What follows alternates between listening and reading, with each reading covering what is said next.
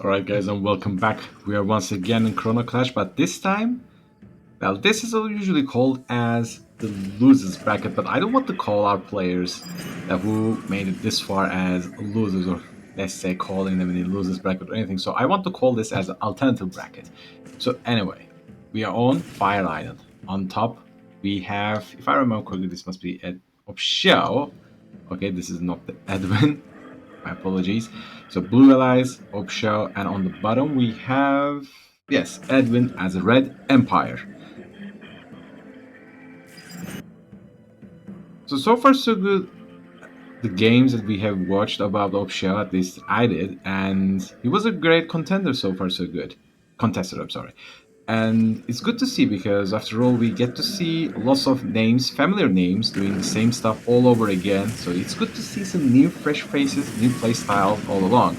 Speaking of the playstyle, right now Edvin's suffering one oil derrick. That's a very nice scatter move out there. Only one javelin is lost, and Dojo Core is down as well. So he denied one oil derrick. Meanwhile, the other one is completely safe, ready to captured by Edvin if he only realizes that he's pumping out the infantry over here. Edvin, okay, very nice. Capture and 4 additional Imperial warriors, which is nice. Now, Opshijao has plenty of infantry on the ground as well, and with an air base. This is nice because the last time the Dutch, if I remember, it was Dutch Army or Bash, I can't really remember, but he gave a really hard time with the early Ripjaws, and Edwin was economically stricken in the gameplay. He couldn't do a lot except defending himself. When Dojo Core is sneaking, but the air support has arrived, and Indicator is going to deal some damage. Nice and clean. Javelin is taking some shots. And this is the veteran Javelin, by the way. I don't think Opshijao really needs to move all of his infantry back to base, like hightailing this Dojo Core. After all, now bombs have also couldn't arrive because they have to clean these 4 Imperial Warriors that he got on the early game. I think at this point he has Mecha Bay and 2 Tengus are already out. Some 6 more Imperial Warriors. Okay, but there's a problem. The numbers of the peacekeepers are very healthy and high, so at this point these Imperial warriors couldn't really do anything. And these are walls, so only the airbase is exposed. Apollo is now scouting on here, meeting with the Tengus. Any microplay? Yes, but I couldn't make it. It was very close. Now one Tengu is on the land, but very low HP, and Vindicator came to hunt it down. Very nice. This Vindicator can actually go back to base. Instead, they're fighting with Apollo, and I think it's safe now. That's a terrible time to land. This Vindicator will now bomb it as much as he can. The Collector is exposed, but in a matter of seconds, when the Vindicator got one bomb only, he will be fine. There it is. The Collector is on red health right now. I mean, it would be wise for him to repair. I don't think the repair drone range can actually repair it. I can see it over here. You could actually really move and invest a couple seconds for this Collector to be healed and repaired. Still, okay, so Opshijao get a bit pissed off, realizing that there's a slight economy advantage for the Edvin and he doesn't want him to have it. So he's now attacking the oil deck. On the meantime, we have 3 Tengus on the base of the Opshijao. This Collector is going to meet his demise very soon enough. I mean, some defensive maneuvers are done, but it's not going to work. This Collector is safe, but I think at this point, deploying it? Okay, not necessary still. Walls are being repaired. I don't think these Tengus can take down these walls. It's not going to be possible. On the meantime, Edvin can actually consider going for tier. Okay, he is tier 2, which is very nice. So he can get actually some VXs and invest for a 3rd refinery.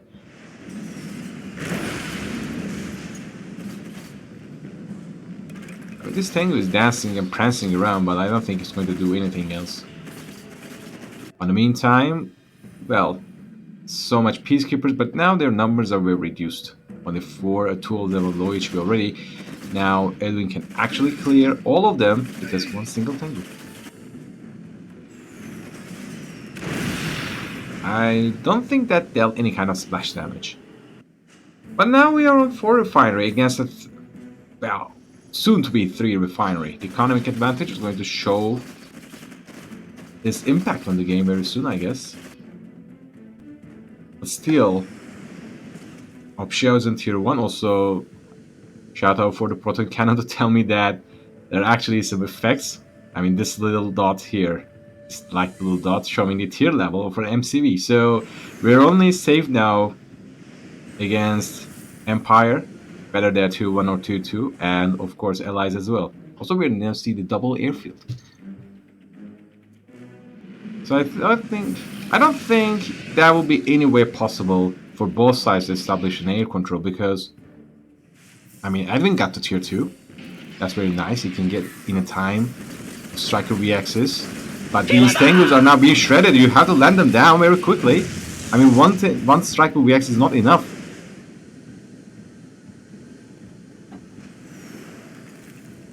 I mean, airfield numbers are now air unit numbers are very healthy for the Opshijao.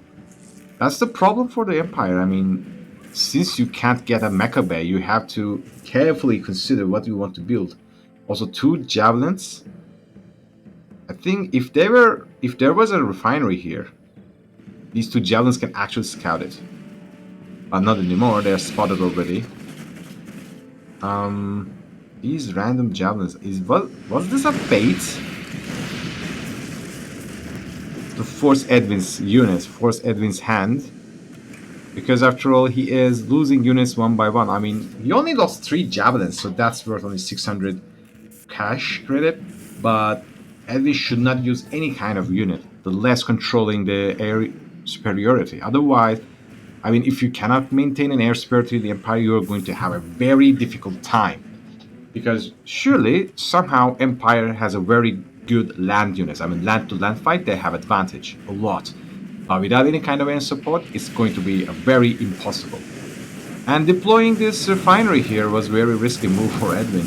I mean, out of every place, out of any time. Was this the time for deploying this? I mean, at least it couldn't even do anything. Refund its own cost. And, well, Opshijao got this observation post, but how important is this? Surely you can't expect him to get this refinery. And also he is getting a bit, maybe greedy. I mean, going for the 5th refinery. Also, so many Apollos. Also, 2 Guardian tanks on the field as well. This is going to be very difficult for the Edvin to defend. He has no Doja Core, so with the mere levels of the tank busters, like maybe 3 or 4, this attack can be actually defended, but okay, go to seize. This can't be that hard. No, don't for the crushing move. I think this might go for the game. I don't think Edvin can recover from this. Oh, and bombing has a right up. Also, there was. Oh, there was also the target painter on the Vindicator. I mean, target painter for the MCV, so Vindicator bombs dealt more damage than it should be. Okay, you have tsunami tanks, that's cute, but again, you have no air support, so that means these tanks can be bombed anytime soon. Some harassment attempts are also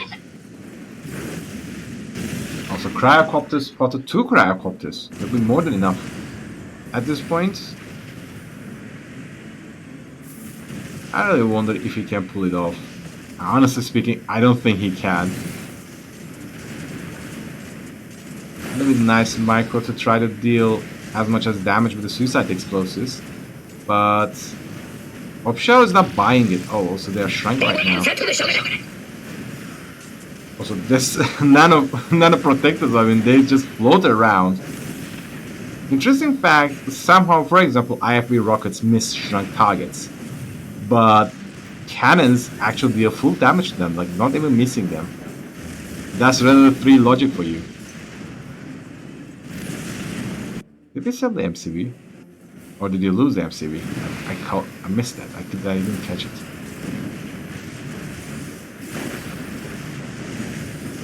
Poor VX. Now, it's safe to say this is the game for Opshijao, and there it is. The first game goes for the Opshijao, making a clean start on a fire island with a significant start with the allies play. I mean, it's a quite safest moment, safest path to play on a fire island. After all, the air units will always give you the advantage that you can ask for on the fire island. So good luck for the bot players as well. So let's see the second game.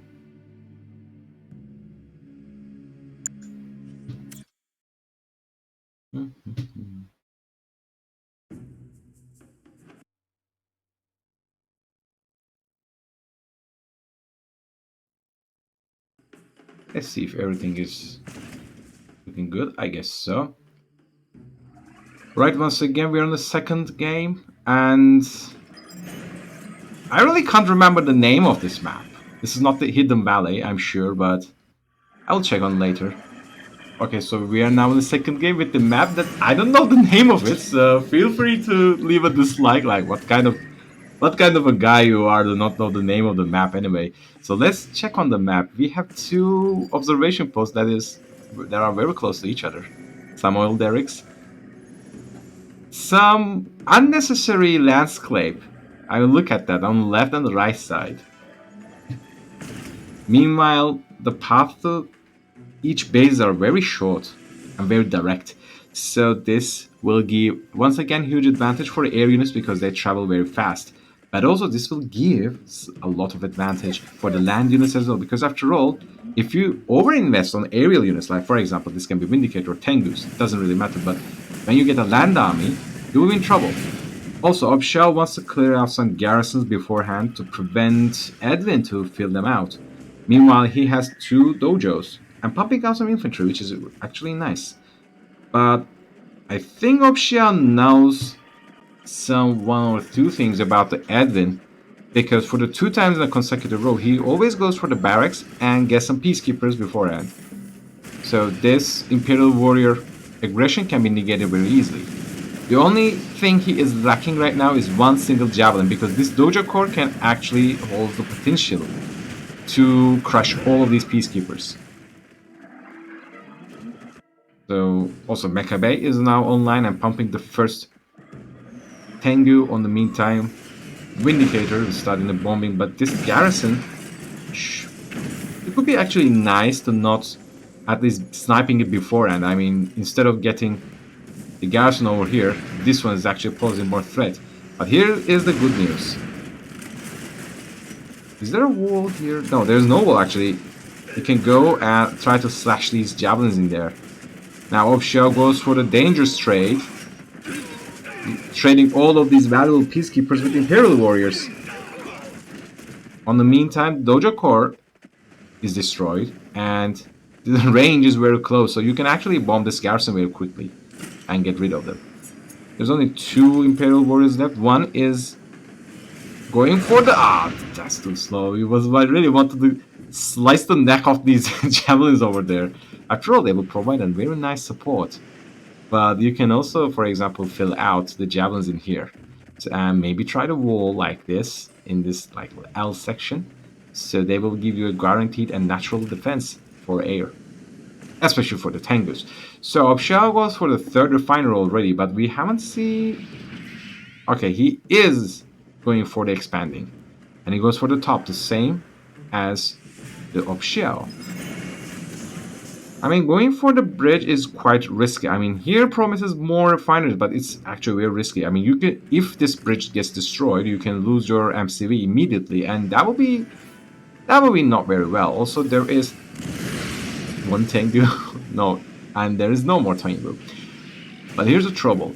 Right now, Edvin can at least consider investing in a Defender Corps. There are 3 Apollos. At this point of the game, there is no way for Edvin to establish an air superiority. These Tengus are no joke. I mean, you need more than that for 6. I mean, if you had point defense drone, you may have some chances, but the game is too early yet. So, the moment that he gets for the second airfield, there it is, you will be outnumbered no matter what. So, one Tengu shredded to death after dodging all of the Vindicator bombs. This game is going to repeat itself like the previous game. Infantry start, and then Tengu, and then double airfield, and that will be all.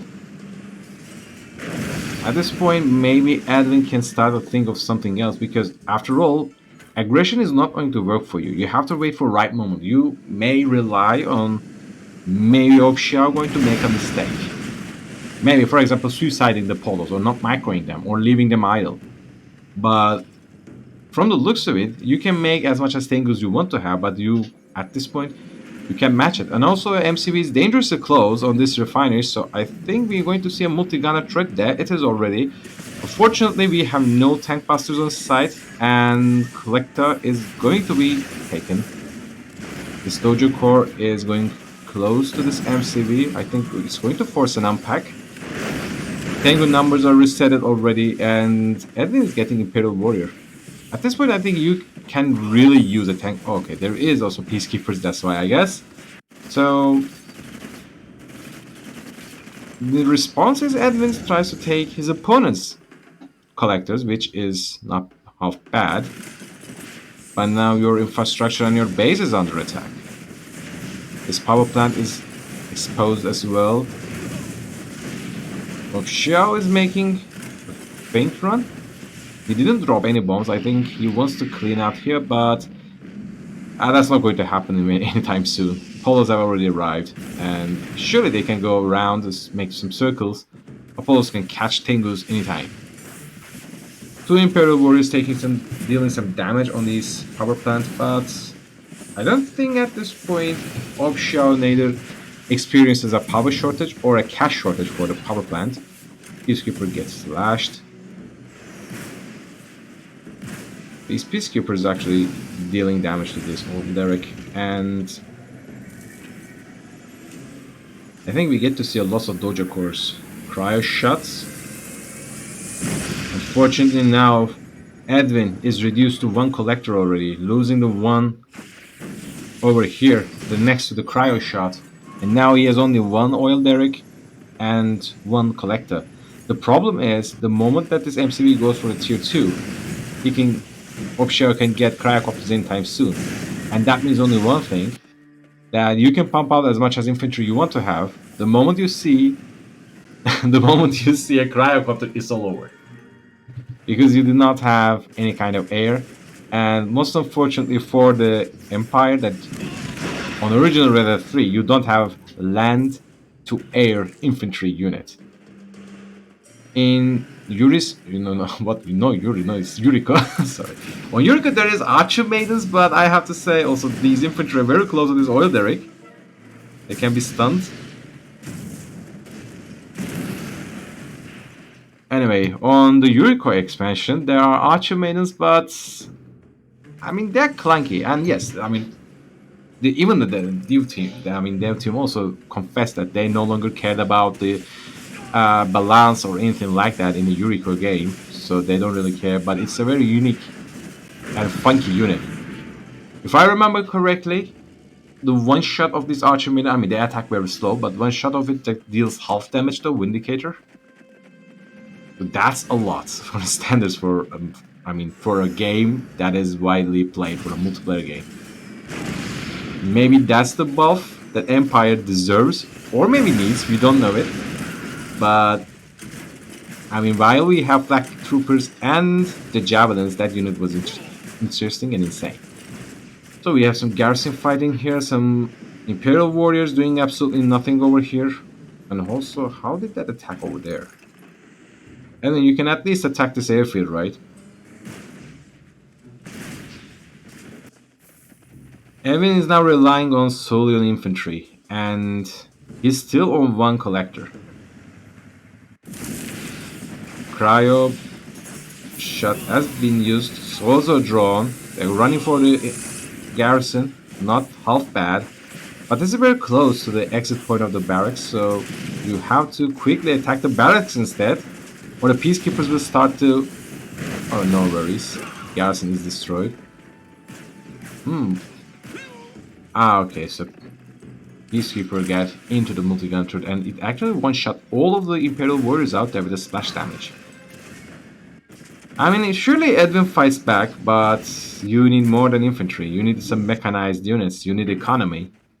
And that is not how you fight against someone who has aerial units, has barracks all around, turrets all around. Is he tier 2? Yes, he is tier 2, by the way.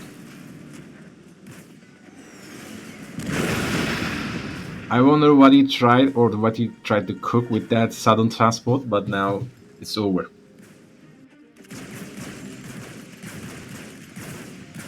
One, two. What? Oh, come on!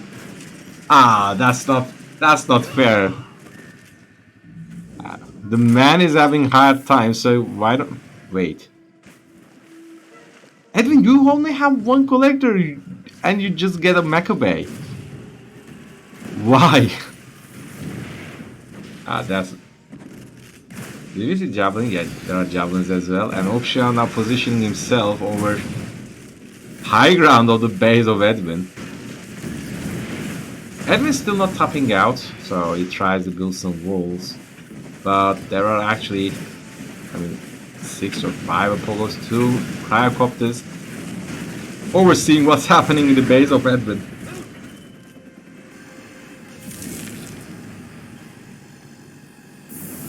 And now everything goes to cold and silent.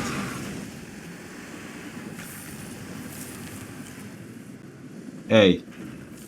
Okay.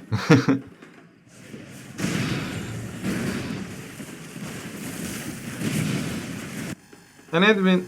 Oh, okay, that's very nice. He actually stole the MCV at relief point. And he is actually connecting the walls of Opshijao with his own walls, but MCV has been crossed already. He sold the MCV, gets into the southern air transport. Now, now that's a real prospect, by the way. Anyway, he actually tried, so congratulations for the Edwin to steal the MCV. Effort has been paid, and congratulations on the Opshijao to winning the alternative bracket first round against the Edwin. So I wish good luck for the both of our players for their future games.